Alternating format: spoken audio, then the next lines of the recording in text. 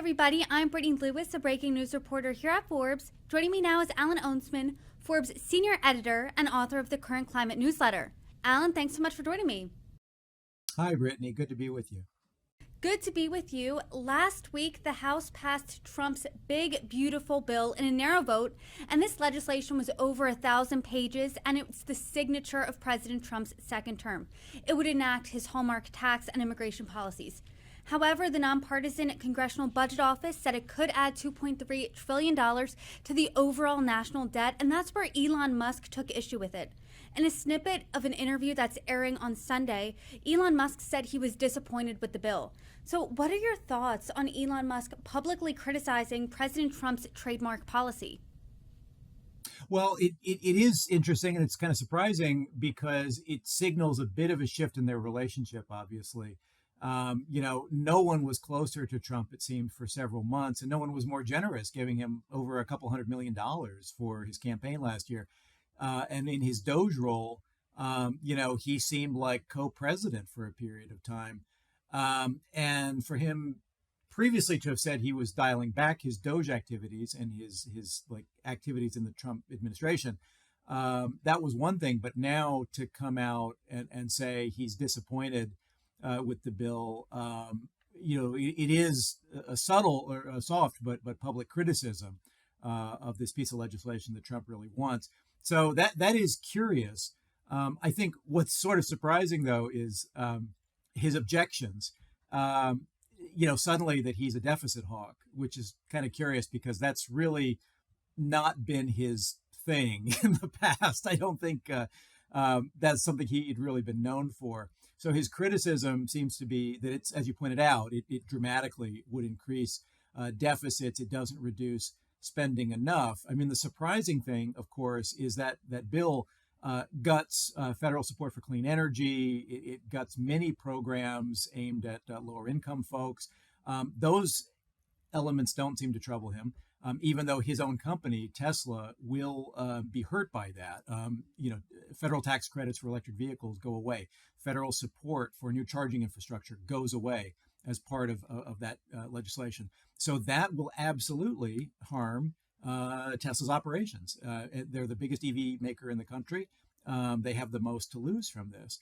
At the same time, it has a remarkable increase in defense spending, over $1 trillion in the proposed budget, and he will benefit from that. SpaceX certainly gets a lot of DoD and NASA contracts, so he will be a direct beneficiary on the one hand. But his issue about saying, well, I don't like the deficits, I don't like the spending, he'll both benefit and be hurt simultaneously. Perhaps he would say, maybe we shouldn't, billionaires like me maybe should pay some taxes, but that's not his issue. It's just the deficit, I guess.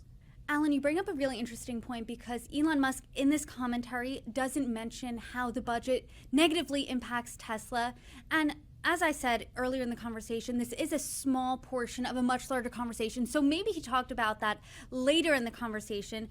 But I want to talk about what he did reveal because small, tiny clip, but it revealed a lot. I want to read a quote from Elon Musk. He said that he's, quote, disappointed to see the massive spending bill, frankly, which increases the budget deficit, not just decreases it. He also added that it undermines the work that the Doge team is doing. On the other hand, President Trump has touted this bill, and he called it, quote, arguably the most significant piece of legislation that will ever be signed. And you talked about what you think this fracturing of the relationship means between President Trump and Elon Musk, but read the tea leaves here. What do you make of this disconnect? Well, for some time there had been reporting that Musk was not terribly popular with a lot of Trump's cabinet members, and there had been some, confrontational issues with Marco Rubio and other cabinet members.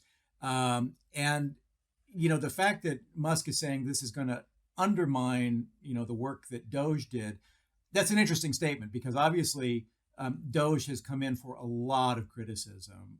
Originally, he claimed he could save $2 trillion with Doge cuts. Then he dialed that down to $1 trillion. And then his last statement was $165 billion.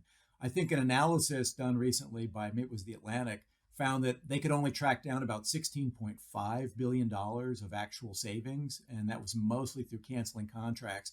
And there is an argument that Doge ultimately, because of how disruptive it has been, it's mostly been a job reduction program, not really a budget reduction program, that cuts to government services will be very painful and will be felt for some time. And it'll take months and maybe even a year or two to really feel that, whether it's the National Parks Department and a whole range of government administrations that are going to be hurt because they're going to be poorly staffed. The other issue is, Doge cut jobs at the IRS. If you care about budget deficits, the first thing you might want to do is say, hey, perhaps we should try to collect the taxes that are owed out there, separate from tax cuts or tax increases. Let's just collect what's out there. Clearly, if you're cutting staffing at the IRS, it makes it very, very difficult just to collect taxes. So there is, in all likelihood, whatever's claimed savings, Doge is supposedly going to save, will be more than offset by losses in tax revenues simply because Doge cut too many people at the IRS and cut its budget. In terms of what this means for the relationship with Donald Trump, we shall see. I mean, Musk seemed to be Trump's secret weapon politically for a long time because of the fear of all of his money, that if you crossed Trump, Elon would put money into your district to a competitor, a challenger, and unseat you if you're a House member or a Senate member. It appears that Musk has said in recent comments that he's dialing back his political activities. So does that mean he's no longer going to be a piggy bank for Donald Trump?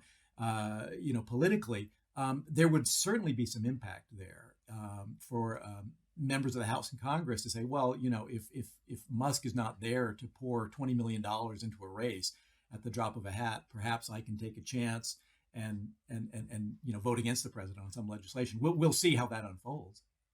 And this is a really interesting intersection of what you and I cover, because I cover mostly politics. You cover a lot of Elon Musk.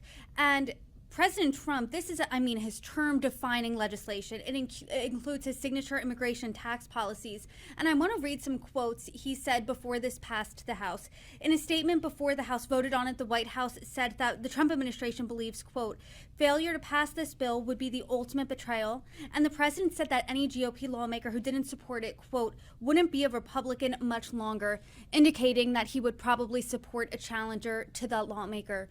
Do you think President Trump views or will view Elon Musk's comments criticizing the bill as the ultimate betrayal? I don't think we've seen any reported responses from Trump yet on this. And it would be really fascinating to know behind the scenes what the dynamic is at this point between those two. They do seem to have been very close for a period of time. And clearly, Donald Trump liked having the world's wealthiest human, backing him financially and even taking the lead on Doge. He really seemed to appreciate that.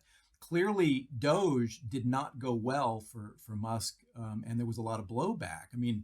Mass protests all over the place in Europe and the United States, anti-Tesla protests specifically because of Doge. So number one, the fact that Elon Musk thinks that Doge has this great reputation that could be, and has done great work that could be harmed by the budget is certainly questionable, since that's not, Doge is not necessarily viewed as the most successful or in a positive light by a lot of folks.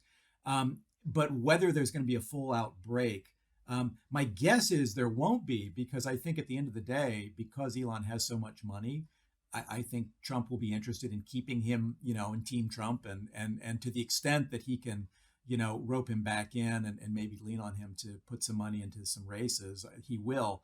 We've also heard it's not just Musk. Certainly there's some Senate Republicans who have said they want to see more attention to spending, and they want to see added cuts in the budget so that to offset the tax cuts.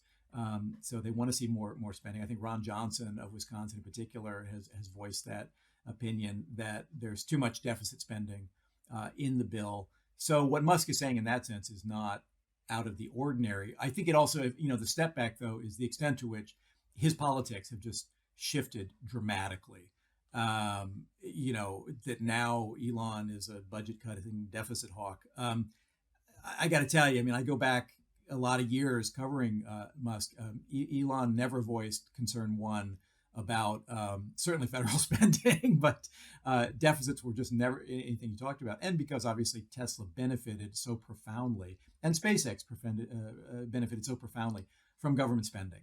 Neither company would exist had they not had government contracts or loans. Tesla got an ATVM loan to set up its first factory, nearly $500 million to tool up and set up its factory in California. SpaceX relies on launch contracts and satellite contracts with the Defense Department. Billions and billions of dollars have flowed into his companies as a result of government largesse. So there is something sort of curious that now he is very concerned about deficits. And he did have a time where he wasn't in lockstep with President Trump, and that was when it was impacting his bottom line directly. That was after Liberation Day over the tariffs, and he was not a fan of the tariffs by any stretch of the word. He called President Trump's top trade advisor a moron and other things, worse things, had strong words for him. He reportedly went to President Trump and directly talked to him in the hopes that he would reverse course on his tariff policy. Do you think right now, when he's directly criticizing President Trump's big, beautiful bill that has his agenda, do you think this is a different time than that time when he was publicly going against tariffs, but a little more muted then than now?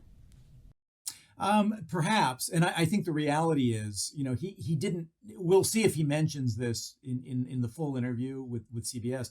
But as I mentioned earlier, Tesla will suffer directly because of this budget. The company is already in having tough times. Sales are not going well. They're way down in Europe, but they're down in the United States. They're down here in California. The budget includes, again, the elimination of EV tax credits, which are currently still available. Like if you buy an EV today and it's a qualified EV, you can actually still get a $7,500 tax credit. If this budget passes, that goes away. All of the spending that was laid out to support charging infrastructure and things like that. Tesla makes money providing charging services to other companies. That's part of their revenue today. So his company, Tesla, will directly take a hit, and it will take the biggest hit financially of any company because it is the largest EV seller and manufacturer in the United States. So on one level, he is going to be hurt. So there may be some of that in there. And you mentioned the tariffs. That is problematic. Tesla, everything Tesla sells, all the cars it sells in the United States are made in the United States. But not all the materials are made in the United States. So Tesla's been having to pay 30, 40, 50% increases, higher prices on steel and aluminum and imported electronics and components that go into its vehicles. So that's been a problem. Chinese battery cells. Tesla imports LFP battery cells from China that go into energy storage systems. Those right now are outrageously expensive because of the tariffs. So certainly, he's feeling that. So there may be some of that percolating in the background too. So his concern about the deficit, sure, okay, let's not increase the deficit. But the fact that he is also one of his companies is being directly impacted by these policy decisions may be annoying, I guess. But as mentioned, certainly the big increase in defense spending means more opportunity for SpaceX. So what he loses in Tesla, maybe he makes up for in government support for SpaceX. As you said earlier in the conversation, Elon Musk has given hundreds of millions recently in political spending. He said he's going to give a lot less in the future here. And in Tesla's April earnings call, he reportedly said he's devoting more time to the EV company, and most of the work getting Doge up and running is finished. So do you think because he's seemingly stepping back from politics here, that's why we're seeing him being a more vocal critic of President Trump? I think that's fair. I am sure internally, because Doge was creating and his Trump connections were truly tarnishing the Tesla brand. It was causing real problems. Certainly Tesla's board, I would be shocked if they did not have a really, kind of stern discussion about the damage that the company was feeling as a result of his political activities.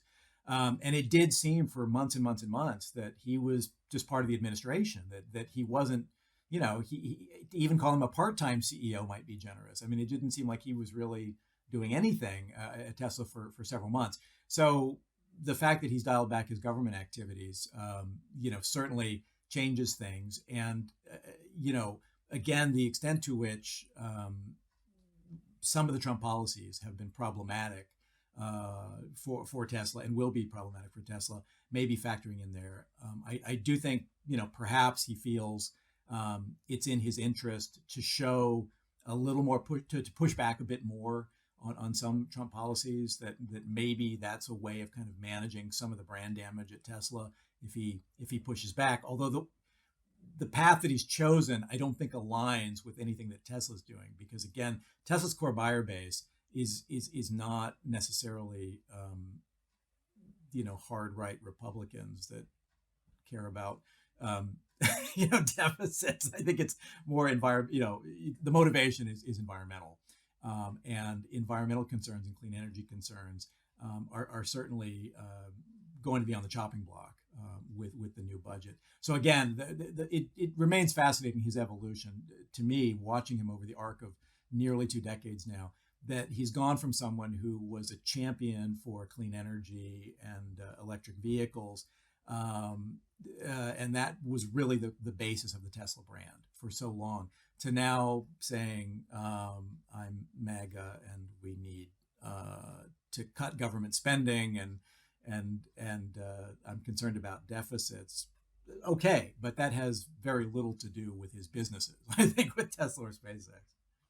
And I am curious, I want to get in the mind of a Tesla investor right now, because they would probably be happy if Elon Musk in this interview, and like I said, we only saw a clip, but instead of saying, hey, this doesn't do enough to reduce the deficit, he could have said, hey, this doesn't do enough for the clean energy space. And they would probably be happy. But I'm curious what they're thinking now, because you and I have talked about how Elon Musk really in the past couple of months has been an absentee CEO at Tesla, and the brand damage he's inflicted on the brand just simply for being associated so heavily with the Trump administration in Trump 2.0. So if I'm a Tesla investor and I'm hearing Elon Musk break with the Trump administration here, saying, I don't like this bill, especially knowing Tesla won't benefit from this bill, the company will actually be hurt by this bill, what am I thinking right now?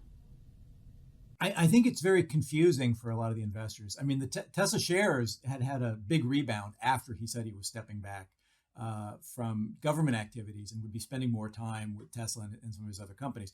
So, you saw the stock kind of respond to that. So a lot of investors think, okay, good. This, stop the political comments and political activities and stay focused on these companies. So clearly there was some benefit there. But I think, I have talked to some investors who they're kind of riding the stock at this point to see what happens. But there's a lot of confusion and really mixed signals coming from Elon and what his core concerns are and where his focuses are. I mean, right now we've talked about things like launching robotaxis and stuff like that. So there's a lot of interest to see how that plays out. There's a lot of activity around SpaceX and will Starlink do an IPO? Will there, what's going to happen there? So there's a lot of investors remain very interested on some of the near-term possibilities that he could make happen. But there is a great deal of confusion, especially with longtime investors who, again, one of their reasons to get into Tesla was they really thought this guy is going to mainstream clean energy and electric vehicles, and he did. And certainly they were rewarded for that faith in him. But I think, the signals now are just a little confusing. What are his real priorities? I mean, launching rockets to Mars and humanoid robots and robotaxis. We'll see how those things work out. So far, there's not a lot of evidence to show that they're going to happen in the near term, but we'll see. And like we said, this was a sliver of a much larger conversation that's going to be airing over the weekend. And as we get details of that conversation, as we see it fully play out, I think you and I will have a lot to talk about next week. Alan Ohnsman, thank you so much for joining me. I always appreciate our conversations. Thanks, Brittany. Good to be with you.